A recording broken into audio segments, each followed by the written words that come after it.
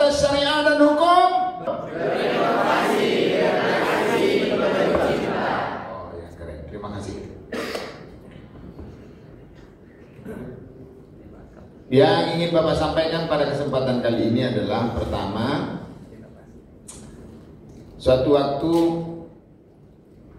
Nabi ini didatangi oleh seseorang.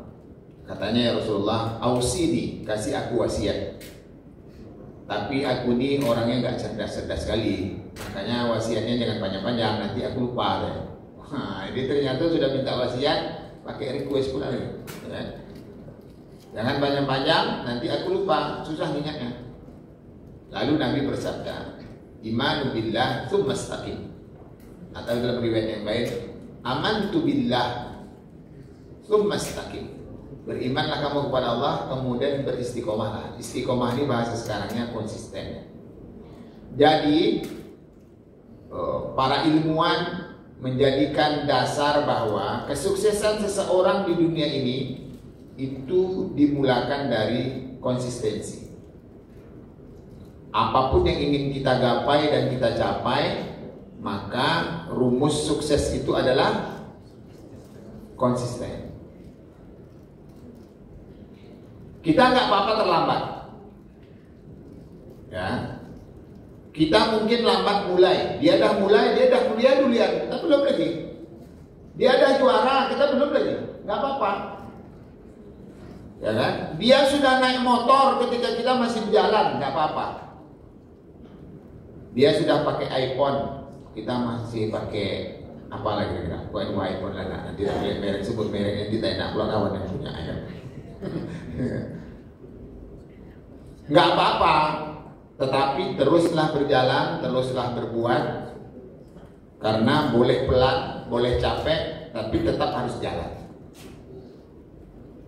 Konsisten akan mengalahkan orang yang cepat dan akan mengalahkan orang yang telah memulainya duluan. Lalu konsisten juga akan mengalahkan orang yang cerdas, orang yang IQ-nya di atas rata-rata. Kalau ada teman kita cerdasnya nggak ketulungan, nggak apa-apa. Kita tahu kita nggak cerdas, ya udah nggak apa-apa juga. Kita mesti menjadi orang yang konsisten. Orang yang gagal itu bukan karena dia nggak hebat. Orang yang gagal itu orang yang nggak konsisten aja. Apa hal yang membuat kita tidak konsisten itu? Satu adalah narkoba ini. Karena kita menggantungkan kepada sesuatu yang sejatinya semu. Punya masalah, oh ngisap gajah, oh tenang, katanya play, apalah gitu ya kan. Memangnya Pak tahu Pak? Pernah Pak? Belum pernah, kata-kata orang aja. Katanya gitu. Jangan mau, ya kan? Jangan menggantungkan kepada sesuatu dalam hidup kita ini hal-hal yang membuat kita semakin susah. Hidup kita galau, kita gantungin kepada narkoba, beli-belilah dulu, tambah galau lah. Sama dulu ketika seseorang ditawarkan, Bapak pengen berhenti merokok Pak, ya, ganti aja kan bon-bon Pak. Tidak berhenti merokok namanya mengganti ketergantungan. Kalau berhenti ya berhenti aja. Apa harus menggantungkan lagi? Awalnya dia tergantung kepada nikotinnya, tarnya. Sekarang tergantung ke bon-bon. Berarti kan masuk kepada hal yang sama-sama menggantungkan diri. Nah, jadi gitu. Nah, anak-anak Bapak yang Bapak banggakan, karena itu sukses adalah orang yang bisa melepaskan diri kepada segala hal yang menggantungkan kita kepada sesuatu. Kita ini kadang jadi susah karena menggantungkan sesuatu. Contoh ringannya seperti ini. Makan siang kita yuk. Mana kita makan siang woi? Ke Sungai Pagar yuk. Ngapain makan siang ke Sungai Pagar? Jauh-jauh ke Sungai Pagar, sampai di Sungai Pagar tutup deh. Nah, kecewa kan? Jadi kita yang selalu menggantungkan sesuatu kepada hal-hal yang nggak penting, itu biasanya akan didera kecewa. Atau sampai ke situ habis gitu. Sampai di situ rupanya nggak itu lagi orang tukang masaknya nggak enak.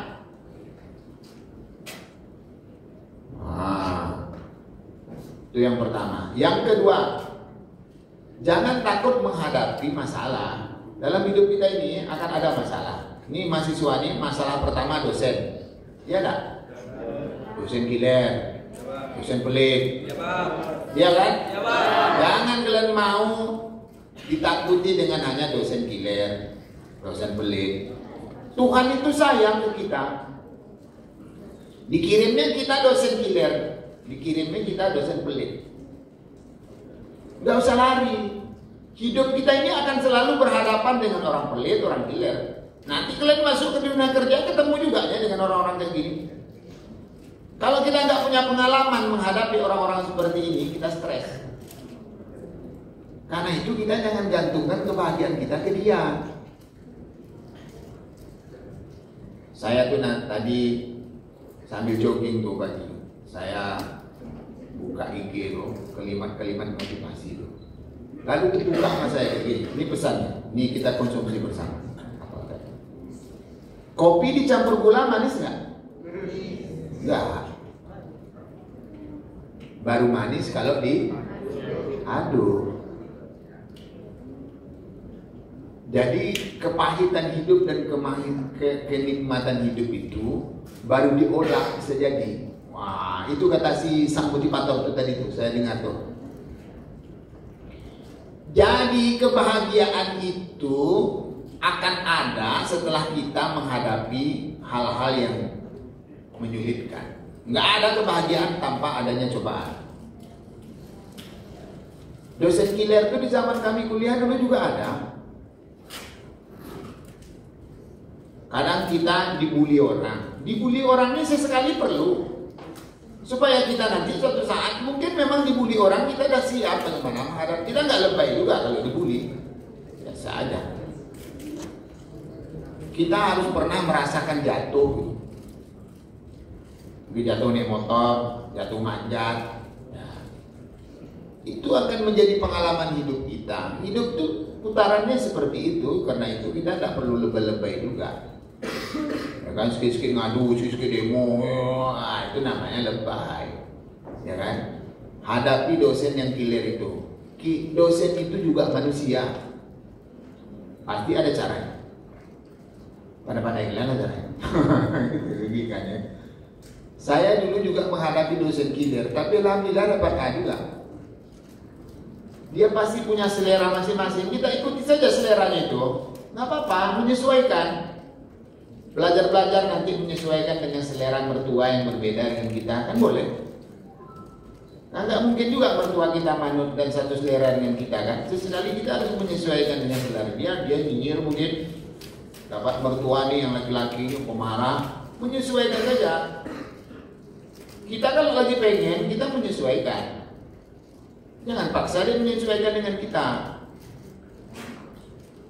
Ya itu, dulu saya punya dosen kiler itu ingat saya orangnya textbook. Kata senior-senior, bapak nih kalau kamu dapat A, kau hafalah diktat itu semua. Jangan lupa kau titik-titik itu hafal tuh. Apa dapat A rupanya. Memang itu keinginan dia, udah ikuti aja. Yang penting kan dapat nilai, enggak, itu aja.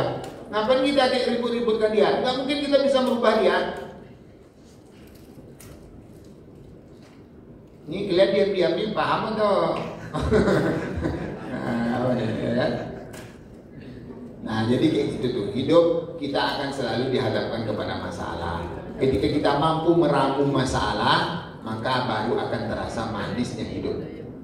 Nah, itu tuh arti diaduknya kopi dengan gula itu baru manis. Ketika kita bisa mengkombinkan, menyatukan antara yang pahit dengan yang manis. Terakhir, Ali bin Abi Thalib pernah berkata, "Qimatul mar'i fima yuhsinuh." Kalian kalau pengen berharga, punya nilai, dihargai orang, maka kalian harus mampu memberikan kemanfaatan. Jadi nanti setelah jadi mahasiswa ini, kita tentu masuk dunia kerja. Kalau bisa bermanfaat mulai dari mahasiswa ini keren kali. Kalian telah bekerja semenjak jadi mahasiswa. Keren lah itu, bagus. Yang udah tinggal di musola dan masjid itu tentu bermanfaat. Bermanfaat, kita bisa free tempat tinggal, free makan, itu kan keren-keren. Ya, tapi tentu nggak semua. Tapi setidaknya Ali ini ingin berkata, kalian ini kita akan punya nilai di mata orang siapapun ketika kita bisa memberikan kemanfaatan kepada orang. Karena itu buatlah apa kira-kira yang akan bisa bermanfaat buat orang. Dah bermanfaat buat orang, pastinya bermanfaat buat kita. Kalau kita sederhanakan bahasa Ali ini, sepertinya bisa kita duga yang dia maksud itu adalah skill life kita. Dalam hidup ini, anak-anak bapak, kita harus punya keahlian apa.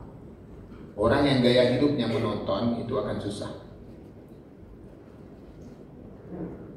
Kita ini kadang, ini kalian yang perempuan ini, jurusannya bukan ekonomi syariah boleh jadi. Jurusannya hukum keluarga, tapi nanti jadi pebisnis. Ya gak apa-apa.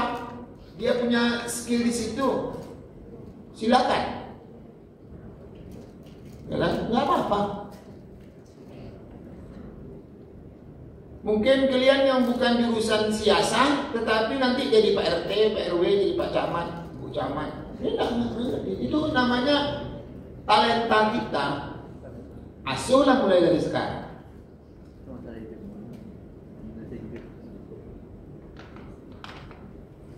Bahkan kita ini kalau nanti punya skill yang bagus, sesuatu yang jadi kewajiban kita saja dibayar. Saya suatu waktu ada teman ngomong yang ke saya tuh. Sebenarnya yang ngomong tuh Dr. Herman Gani. Waktu itu dalam acara Safari Ramadan, dia ngomong ke saya. Dia rombongan pejabat, saya jadi petugas penceramah plus jadi imam. Apa katanya? Bisik saya. Abang inilah orang yang paling beruntung. Kenapa gitu Ji? Saya panggil Haji. Abang sudah jelas mau sholat abang itu dibayar. Ya kan? Saya kan mau sholat tarawih tuh. Kan yang jadi imamnya saya. Lalu sholat saya itu dibayar. Karena jadi imam dibayar. Jadi sesuatu yang sebenarnya kita dah mesti lakukan dan itu menjadi kewajiban dan keharusan kita. Jika itu kita lakukan dengan bisa memberikan manfaat kepada orang, kalau kita analogikan dengan perkataan Ali tadi, justru di situ ada, ya kalau kita sebut ya profit kali ya, ada nilainya. Kita melakukan sesuatu yang menjadi hobi kita, lalu orang bayar gitu loh. Itu saya baca di buku kecil namanya Muslim Top Chair. Jadi orang hebat itu katanya, kita melakukan hobi kita dibayar tuh. Kamu hobinya ngapa?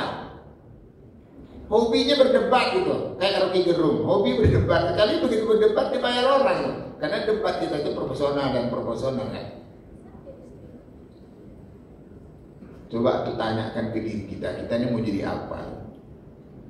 Hobinya bertinju. Lalu karena dia proporsional, bertinjulah dia di atas ring. Sekali bertinju dapat ratusan miliar.